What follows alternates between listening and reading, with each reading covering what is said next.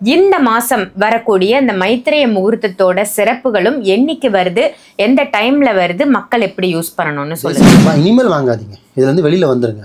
ஏன்னா வாழ போறது கொஞ்ச நாள் தான், கண்ணு முன்னா ஒண்ணுமே இல்லை.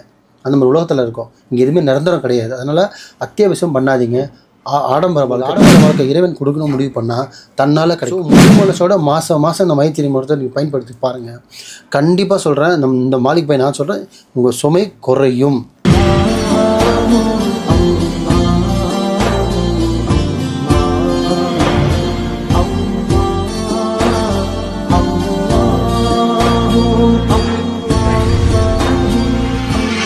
மர்ஜின் மனையர்கள் அனைவருக்கும் அன்பான வணக்கங்கள். புயல் காவாங்கரை MM டவர்ஸ்ல இருக்கக்கூடிய மாலிக் குருஜி அவர்களை தான் சந்திக்க வந்திருக்கோம். வணக்கம் குருஜி. வணக்கம்மா. குருஜி, ஒவ்வொரு மாசமும் வரக்கூடிய மைத்திரேய முகூர்த்தத்தை பத்தி மக்களுக்கு ரொம்ப சிறப்பா சொல்லிட்டு இருக்கீங்க. கடன் தீர்றதுக்கு, பிரச்சனைகள் தீர்றதுக்கு இந்த முகூர்த்தத்தை பயன்படுத்தலாம் அப்படின்னு சொல்லிட்டு, இந்த மாசம் வரக்கூடிய இந்த மைத்திரேய முகூர்த்தத்தோட சிறப்புகளும் என்னைக்கு வருது, எந்த டைம்ல வருது, மக்கள் எப்படி யூஸ் பண்ணணும்னு சொல்லுங்களேன். மைத்திரை முகூர்த்தம், இந்த முகூர்த்தத்தை சொல்ல ஆரம்பித்து கிட்டத்தட்ட ஒரு வருஷம் கிட்ட ஆக போகுது. 10 மாதத்துக்கு மேலே இருக்கும். நிறைய பேர் அதனால் பலன்பட்டிருக்காங்க. சில பேர் வந்து கமெண்ட்ஸில் சொல்லியிருக்காங்க, சில பேர் நேரில் வரவங்க சொல்லியிருக்காங்க, சில பேர் அதை தொகையோட சுமை குறைஞ்சி அதுலேருந்து வெளியில் வந்தவங்களும் சொல்லியிருக்காங்க. சொல்ல வர கருத்து என்னென்னு பார்த்தீங்கன்னா, நான் நிறைய வீடியோவில் சொல்லுவேன், பட்னியை கூட தூங்கிடுங்க, எப்படி துணியை தைச்சி கூட நீங்கள் போட்டுருக்குங்க, உடஞ்ச பொருள் கூட கையில் இருந்தால் பரவாயில்ல பயன்படுத்திடுங்க, ஆனால் கடன் மட்டும் வாங்காதீங்க. ஏன்னா கடன் வாங்குறதால நல்லா லைஃப்பில் ஒன்று தெரிஞ்சுக்கிங்க, லைஃப்பில் வந்து தோல்வின்றதே ஒன்று கிடையாதுமா. முதல்ல ஒன்று சொல்லித்தரேன் கற்றுங்க. லைஃப்பில் தோல்வி, நான் தோத்துட்டேன், நான் லாஸ் ஆகிட்டேன், நஷ்டம் ஆகிடுச்சுன்ற வார்த்தையே நீங்கள் இல்லவே இல்லை. நம்ம அத்தியாவசியம் பண்ணுறது, ஒன்றுக்கு டபுளாக பண்ணுறது, ஒன்றுக்கு ட்ரிபிளாக பண்ணுறேன், அதிகமாக பண்ணுறேன், அப்புறம் பண்ணி பார்க்குறேன், செஞ்சு தான் பார்ப்போம், அட்வென்ச்சராக பண்ணி பார்க்குறேன், அதை எது வந்து நான் பார்த்துக்கலாம், ஓவர் கான்ஃபிடென்ட் பண்ணி தான் அந்த 10 ரூபாய் கடன் கோடி கடன் வருது. ஆமாவா இல்லையா? கண்டிப்பாக. என்றைக்குமே கடன்காரன் என்ன பிறக்கிறானா? இல்லை. வளரும்போது கடன். ஆனால் குறிப்பிட்ட ஸ்டேஜுக்கு அப்புறம் ஆசைகள் அதிகமாக தான் கடனுக்கு நீ பிள்ளையாயிடுற. அதுவும் இந்த மாதம் ஏன் ஸ்பெஷலாக சொல்ல போகிறேன்னா, இந்த ஆடி மாதத்தில் நிறைய ஆஃபரை போட்டு நிறைய பேர் தலையில் நிறைய பேர் பொருளும் கட்டியாச்சு. துணியோ பொருளோ ஏதோ ஒன்று கூப்பிட்டு வாங்க, வேறு எங்களுக்கு கிளைகள் கிடையாதுன்ற மாதிரி கூப்பிட்டு நிறைய பொருளை கட்டியிருப்பான். இப்போ இந்த மாதம் மைத்திரியோட அடுத்த மாதம் மைத்திரி தான் உங்களுக்கு தேவைப்படும் EMI கட்டுறதுக்கு. ஆமாம்மா, ஏன்னா பாதி பொருள் ஆடி ஆஃபர் போட்டிருப்பான். தயவுசெய்து மக்களுக்கு ஒன்று சொல்கிற, திருப்பி உங்கள்கிட்ட இருக்கிறத வச்சு சந்தோஷமாக வாழ ஆசைப்படுங்க, பறக்கிறதுக்கு ஆசைப்படாதீங்க. உங்களுக்கான நேரம், இப்போ உங்களுக்கு காரில் போன ஆசை இருக்கலாம், ஒரு ஜோக்கர் நெக்லஸ் வாங்க ஆசை இருக்கலாம், ஒரு நகை வாங்க ஆசை இருக்கலாம், பைக்கில் போகிறவங்க காரில் போக ஆசை இருக்கலாம், வாடகை வீட்டில் இருக்கணும், சொந்த வீட்டில் இருக்க ஆசை இருக்கலாம், எல்லாருக்கும் ஆசை இருக்கும். முயற்சி பண்ணுங்கள், கடன் வாங்கி முயற்சி பண்ணாதீங்க. உங்களுக்கு இறைவன் ஒரு சொந்த வீடு கொடுக்கணும்னு முடிவு எடுத்துட்டானா கொடுத்துருவாமா, ஏன் கடன் வாங்கணும்னு கேட்குறேன். நீங்கள் காரில் தான் சொகுசாக போகணும், வெயிலில் மழையில் படாமல் போகணுன்ற அமைப்பு வந்துருச்சு, அந்த கர்கணையிலுக்குள்ளே நீங்கள் வந்துட்டிங்கன்னா உங்களுக்கு வந்துடுமே. நீங்கள் அத்தியாவசிய கடன் வாங்கி நீங்கள் பண்ணணும்னு அவசியம். அந்த கடன் வாங்கி பண்ணுறது உங்களுக்கானது கிடையாது. அது ஒன்றும் கடன் வாங்குறீங்க 3 மாதம் 6 மாதம் தான், திருப்பி வந்த மச்சான் திருப்பி போன மாதிரி திருப்பி போயிடுது. அது வந்த வடிக்கே போயிடுது. இல்லை, நம்மக்கிட்ட எங்கே தங்குது? 100ல் 10 பேர் தான் கடன் வாங்கி கரெக்டாக கட்டி முடித்து அந்த பொருளை தன் வசியம் பண்ணுறாங்க. மீதி 90% பண்ண பாருங்கன்னா, திருப்பி இடமா இருந்தாலும் திருப்பி போயிடுது, காராக இருந்தாலும் எடுத்துகிட்டு போயிடுறான், பைக்காக இருந்தாலும் எடுத்துகிட்டு போயிடுறான், இடமா இருந்தாலும் காலி பண்ணி புடி நிறுத்தும் போயிடுறான். ஸோ வந்தது போயிடுது, ஏன்னா அது உண்டு இல்லை. இவ்வளோதான். ஸோ தயவு செஞ்சு உங்களுக்கு வரணுன்னு இருக்கும்போது வருமா. நீங்களாம் கடன் வாங்கி அத்தியாவசியம் பண்ணி மாட்டிக்காதீங்க.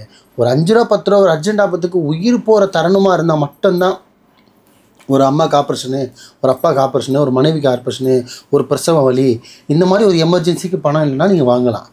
காரில் போகிறதுக்கும், பைக்கில் போகிறதுக்கும், சொந்த வீட்டில் கட்டுறதுக்கும், பீச் ஓரத்தில் பீச் ஹவுஸ் வாங்குறதுக்கும், சொகுசாக வாழ்கிறதுக்கு கடன் வாங்கினா, கடன் வாங்கினா நீ நிம்மதியாக வாழலை, கஷ்டப்பட்டு வாழ போகிற. தயவு செஞ்சு சொல்கிற மக்கள், கடன் வாங்காதீங்க. அந்த கடனையும் வாங்கி இருந்தீங்கன்னா உங்களால் முடிஞ்ச அளவுக்கு கட்டுங்க. அந்த கட்டுறதுக்கு சுமை இல்லாமல் கட்டுறதுக்கு தான் இந்த மைத்திரி முகூர்த்தத்தை நான் உங்களுக்கு சொல்கிறது. ஏன்னா கடன் வாங்காதீங்க கட்ட தான் முடியும், வாங்குகிற கையை நிப்பாட்ட முடியாது. என்னால் சொன்னாலும் நீங்கள் கேட்க போகிறதும் இல்லை. கேட்குறேன்னா, பை நான் இப்போ வாங்கலை பை, நான் ஃபஸ்ட்டு வாங்கிட்டேன்ன்றீங்க. நேரில் அவங்க சொல்கிறாங்க அப்படி தான், பை நீங்கள் நல்லா சொல்கிறீங்க, நான் கடன் இப்போ வாங்கலை, ஃபஸ்ட்டு வாங்கிட்டேன் பை, 2 வருஷமாக ஒன்றும் கட்டுறேன் பைன்றீங்க. ஸோ அதனால் தயவு செஞ்சு இனிமேல் வாங்காதீங்க, இதுலேருந்து வெளியில் வந்துடுங்க. ஏன்னா வாழ போகிறது கொஞ்ச நாள் தான், கண்ணு முன்னே ஒன்றுமே இல்லை, அந்த மாதிரி உலகத்தில் இருக்கோம். இங்கே எதுவுமே நிரந்தரம் கிடையாது. அதனால் அத்தியாவசியம் பண்ணாதீங்க. ஆடம்பர வாழ்க்கை தேவையில்லை. உங்களுக்கு ஆடம்பர வாழ்க்கை இறைவன் கொடுக்கணும் முடிவு பண்ணால் தன்னால் கிடைக்கும். அந்த அப்போவே பார்த்திங்கன்னா இந்த கடன் சுமையை தீர்க்கிறதுக்காக தான் மகான்கள் ரிஷிகள் எல்லாமே பார்த்திங்கன்னா சித்தர் வழிபாடில் வந்தவங்க தான் அந்த மைத்திரி முகூர்த்தத்தை கண்டுபிடிச்சாங்க. இது விஷயத்துக்கு இந்த விஷயம் பண்ணுங்கள், இந்த நேரத்தில் உட்காந்து நீங்கள் ப்ரேயர் பண்ணிங்கன்னா, இந்த நேரத்தில் உட்காந்து இது எழுதுனீங்கன்னா, இந்த நேரத்தில் இது ஓதுனீங்கன்னா கண்டிப்பாக நடக்கும் அப்படின்னு எழுதி கொடுத்து தான் அந்த மைத்திரி முகூர்த்தம். ஆல்ரெடி தெரிஞ்ச மக்களுக்கு, ஆல்ரெடி இருக்க மக்கள் தெரியும், புதுசாக மக்கள் சொல்கிறேன். மைத்திரி முகூர்த்தம் ரொம்ப பெருசாக ஒன்றும் கிடையாது. ஸோ மாதம் மைத்திரி முகூர்த்தம் சொல்கிறேன். இப்போ இந்த மாதம் பார்த்திங்கன்னா ஆகஸ்ட் மாதம் நம்மளுக்கு வருது பார்த்திங்கன்னா 14ஆம் தேதி வர வேலைக்கிழமை. இன்றைக்கி வர வேலைக்கிழமை வருது. இரவு பார்த்திங்கன்னா 10:10க்கு ஸ்டார்ட் ஆகுது நைட் நேரத்தில், முடியுறது பார்த்திங்கன்னா 11:55க்கு முடியுது. ஓகே, அதாவது நாளைய தினம். ஸோ நடுவில் பார்த்திங்கன்னா நம்மளுக்கு அந்த 2 ஹவர் டைம் தான் இருக்குது. எக்ஸாக்டாக சொல்ல போனால் 2 ஹவர் கிடைக்கும், 2 ஹவருக்கே கம்மி தான். ஸோ அந்த நேரத்தில் நம்ம செய்ய வேண்டியது ஒரே ஒரு விஷயம் தான்.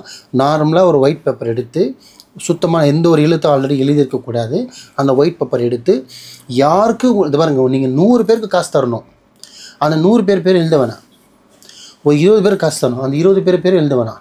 அந்த 20 பேரில் உங்களுக்கு யார் ரொம்ப டைட் பண்ணுறாங்க, தொண்டை பிடிகளுக்கு யார் அழுத்துறாங்க, யார் உங்களை ரொம்ப கடுமை பண்ணுறாங்க, யார் உங்களை ரொம்ப அசிங்கப்படுத்துகிறாங்க, யாரோட சுமை கடன் அதிகமாக இருக்குது, அவங்க பேர் மட்டும் ரொம்ப இல்லை பை, இவர் மட்டும் என்னால் பண்ண முடியல பை, மற்றவங்களாம் சொன்னால் கேட்குறாங்க பை, இவர் மட்டும் கேட்க மாட்டாருன்னா அவர் பேர் மட்டும் ஸ்பெசிஃபிக்காக எழுதிட்டு ஃபஸ்ட்டு மைத்திரி முகூர்த்தம்னு எழுதணும். இப்போ எக்ஸாம்பிள் யார் காசு கொடுக்க போகிறோம், இப்போ மாலிக் பாய்னா மாலிக் பாயோட பேர் எழுதி யாருக்கு கொடுக்க போகிறோம் அவர் பேரை எழுதிட்டு, எவ்வளோ தொகை எழுதிட்டு, அந்த பேரை எழுதிட்டு, மைத்திரி முகூர்த்தம் எழுதிட்டு, நார்மலாக ஒரு ஒயிட் கவரில் போட்டு சாமியாரிலையோ பூஜை படத்திலையோ சுத்தமான இடத்துல வச்சுட்டு, ஏன்னா இப்போ டைம் இல்லை, ஏன்னா டைம் பார்த்திங்கன்னா மிட் நைட்டில் வருது, நைட்டு போய் செலுத்த முடியாது. ஸோ ஜிபேயில் செலுத்துகிற மாதிரி இருந்தால் அந்த டைமுக்குள்ளே நீங்கள் செலுத்திடலாம், ஆன்லைன் ட்ரான்சாக்ஷனும் கொடுத்துடலாம், இல்லை நேரில் போய் கொடுக்குற ஆப்ஷன் இருந்தாலும் அன்றைக்கி கையில் கொடுக்குற மாதிரி இருந்தாலும் நீங்கள் எழுதி போய் கொடுத்துடலாம்.